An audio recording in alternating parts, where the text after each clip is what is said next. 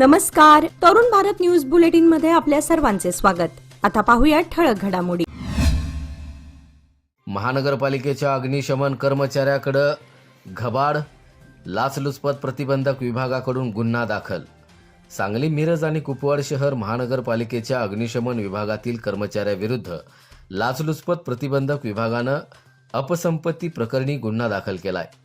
विजय आनंदराव पवार यांनी ज्ञात उत्पन्नापेक्षा तब्बल 26,60,000 रुपयाहून अधिक मालमत्ता बाळगल्याचा ठपका LCBनं ठेवला आहे. लाचलुचपत प्रतिबंधक विभागानं 1 जून 2004 ते 28 जून 2023 या कालावधीतील विजय पवार यांच्या उत्पन्न आणि मालमत्तेची पडताळणी केली.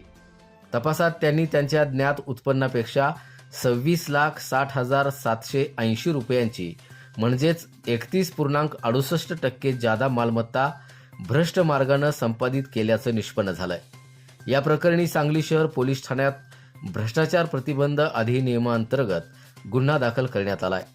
भारतीय नागरिक सुरक्षा संहिता कलम 35(3) अन्वये नोटीस बजावण्यात आली असून पुढील तपास पोलीस उपअधीक्षक यास्मीन शरीफ इनामदार या करतायत.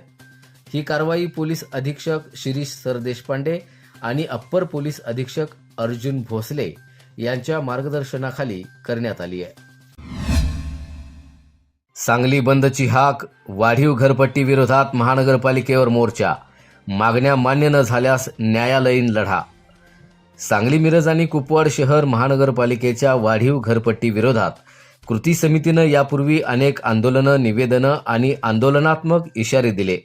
मात्र प्रशासनानं त्याची दखल घेतली नसल्याचा आरोप करत आता समितीनं सांगली बंदची हाक देत महानगरपालिकेवर भव्य मोर्चा काढण्याचा निर्धार केलाय.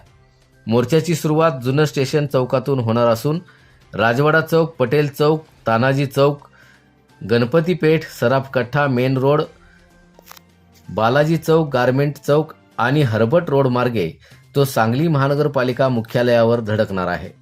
यावेळी वाढीव घरपट्टी रद्द अथवा स्थगित करण्याच्या मागणीचं निवेदन प्रशासनाला दिलं जाणार आहे. मागण्यांवर तात्काळ निर्णय न झाल्यास न्यायालयीन लढा उभारण्यासह मालमत्ता करावर बहिष्कार टाकण्याबाबत पुढील भूमिका जाहीर केली जाईल असा इशाराही वाढीव घरपट्टी विरोधी कृती समितीनं दिलाय. त्यामुळं उद्याच्या आंदोलनाकडे संपूर्ण सांगली शहराचं लक्ष लागून राहिलंय.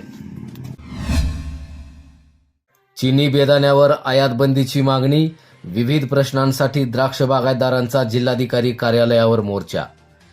सांगलीत महाराष्ट्र राज्य द्राक्ष बागायतदार संघाच्या वतीनं आज जिल्हाधिकारी कार्यालयावर मोर्चा काढून विविध मागण्यांचं निवेदन सादर करण्यात आलं. चिनी बेदाण्याच्या आयातीवर बंदी घालण्यासह शेतकऱ्यांच्या विविध प्रश्नांकडे यावेळी लक्ष वेधण्यात आलं. सांगलीतील विश्रामबागमधल्या क्रांतिसिंह नाना पाटील चौकातून महाराष्ट्र राज्य द्राक्ष बागायतदार संघाचा मोर्चा जिल्हाधिकारी कार्यालयावर धडकला. संघाचे अध्यक्ष दत्ताजीराव पाटील यांच्या नेतृत्वाखाली काढण्यात आलेल्या या मोर्चामध्ये जिल्ह्यातील द्राक्ष आणि बेदाणा उत्पादक मोठ्या संख्येनं सहभागी झाले होते. चीनमधून अफगाणिस्तान मार्गे भारतात येणाऱ्या बेदाण्यावर बंदी घालावी अथवा 100% आयात शुल्क लागू करावं अशी प्रमुख मागणी यावेळी करण्यात आली आहे.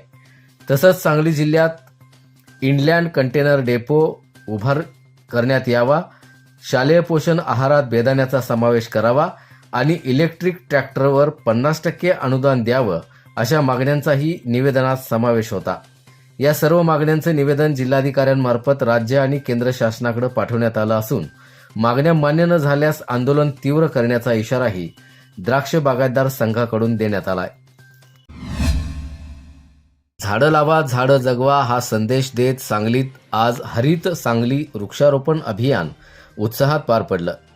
हरित महाराष्ट्र 300 कोटी वृक्ष लागवड अभियानाअंतर्गत आयोजित या उपक्रमात लोकप्रतिनिधी, अधिकारी आणि नागरिकांनी मोठ्या संख्येनं सहभाग घेतला.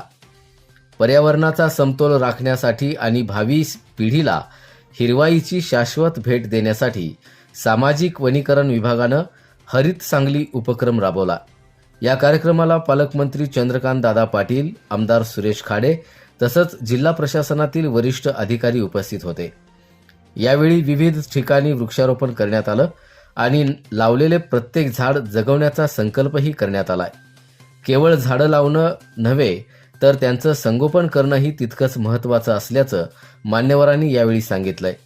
पर्यावरण संवर्धनासाठी प्रत्येक नागरिकानं आपल्या आयुष्यात किमान एक झाड लावून त्याची जबाबदारी घ्यावी असं आवाहनही करण्यात आलंय. हरित महाराष्ट्र 300 कोटी वृक्ष लागवड अभियान अधिक लोकाभिमुख करण्यासाठी नागरिकांनी उत्स्फूर्तपणे सहभाग नोंदवावा असंही यावेळी आवाहन करण्यात आलंय. शिराळा तालुक्यामधील आरळा गावातील मुख्य रस्त्यावर भले मोठे खड्डे पडल्यानं वाहनधारक, विद्यार्थी आणि नागरिकांना जीव मुठीत धरून प्रवास करावा लागतोय. संभाव्य अपघात टाळण्यासाठी प्रशासनानं तातडीनं लक्ष घालावं अशी मागणी होते आहे. आरळा इथल्या वडाचा नाका ते बस स्थानक या मुख्य मार्गावर मोठे मोठे खड्डे पडले असून पावसामुळे त्यामध्ये पाणी साचलं जात आहे. या मार्गावर बँका, शाळा, महाविद्यालय, रुग्णालय, हॉटेल्स आणि विविध व्यावसायिक आस्थापना असल्यानं दिवसभर नागरिक, प्रवासी आणि विद्यार्थ्यांची मोठी वर्दळ असते. मात्र खड्ड्यांमुळे वाहनधारकांना तारेवरची कसरत करावी लागत असून अपघाताचा धोका वाढला आहे.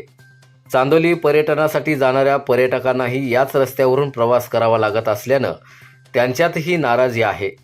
संभाव्य दुर्घटना टाळण्यासाठी संबंधित प्रशासनानं तातडीनं खड्डे बुजवून रस्त्याची दुरुस्ती करावी अशी मागणी वाहन चालक, व्यापारी, विद्यार्थी आणि ग्रामस्थांकडून करण्यात येत आहे. याचबरोबर आजचे बातमीपत्र इथे संपले. अधिक माहिती आणि ताज्या घडामोडींसाठी पाहत रहा तरुण भारत न्यूज चॅनल. तसेच आमच्या चॅनलला लाईक, शेअर आणि सबस्क्राईब करायला विसरू नका. आणि विश्वासार्ह बातम्यांसाठी दररोज वाचा दैनिक तरुण भारत. धन्यवाद.